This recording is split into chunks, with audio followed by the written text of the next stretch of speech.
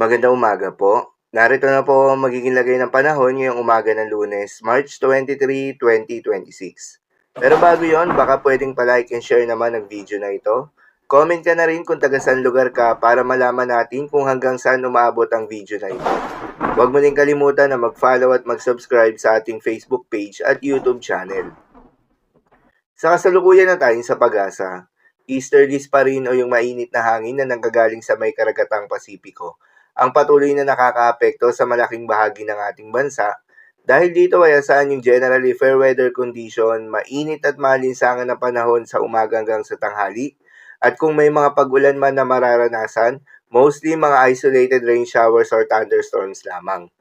Asahan na magpapatuloy yung ganitong weather condition sa mga susunod na araw at asahan rin sa mga susunod na araw na idedeklara na ng Pag-asa ang warm and dry season kasabay nito ang pagtatapos officially ng northeast monsoon o hanging amihan sa ating bansa.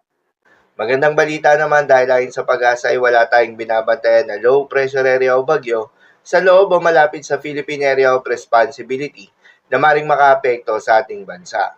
Subalit maging handa pa rin tayo dahil base sa monthly tropical cyclone forecast ng Pag-asa, ay posibleng may pumasok o mabuo sa loob ng Philippine Area of Responsibility ngayong buwan ng Marso. At kung sakaling magkaroon nga ng bagyo, posibleng maglandfall ito sa may Caraga Region, Visayas at Mindanao o posible naman lumapit lang ito sa may Visayas at mag-recur papalayo na ng ating bansa.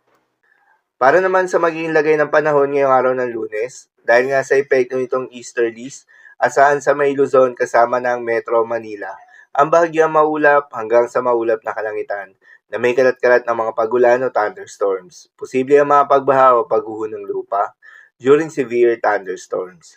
Habang sa nalalabing bahagi pa ng ating bansa, particular na sa may Palawan, Visayas at Mindanao, ay asahan rin yung bahagyang maulap hanggang sa maulap na kalangitan na may kalat-kalat ng mga pagulan o thunderstorms na dulot pa rin ng easterlies.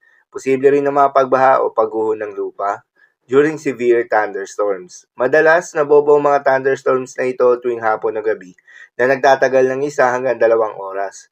Kaya naman ingat sa mga posibleng banta ng pagbaha at pagguho ng lupa, lalong-lalo na sa mga lugar na inuulan na noong mga nakaraang araw pa. Para naman sa magiging lagay ng mga dagat baybayin, ayon sa Pag-asa ay wala pa rin tayong nakataas na gale warning sa anumang seaboards ng ating bansa. Kaya naman malayang makakapamalaot yung mga kababayan nating mangingisda.